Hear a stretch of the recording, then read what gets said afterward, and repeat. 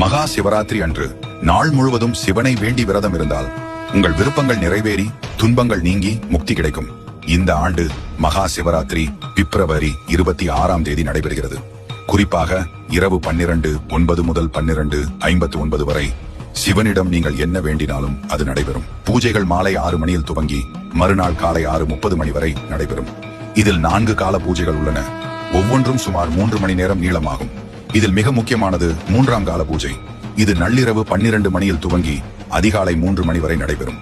இதன் முதல் 50 நிமிடங்கள் நிஷித கால பூஜை என அழைக்கப்படுவது சிவபெருமானை வழிபடுவதற்கு மிக ஏற்ற நேரம்.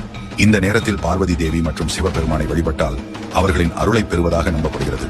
மகா சிவராத்திரி விரதம் பிப்ரவரி 27 காலை 7 மணிக்கு நிறைவடையும். இரவு முழுவதும் கண் விழிக்க முடியாவிட்டாலும் 3ஆம் மற்றும் 4ஆம் காலங்களில் கண் விழித்து சிவ தரிசனம் செய்வது அவசியம். இந்த நேரம் உங்கள் பக்தியிலும் புதிய ஆற்றலும் அருளும் தரும்.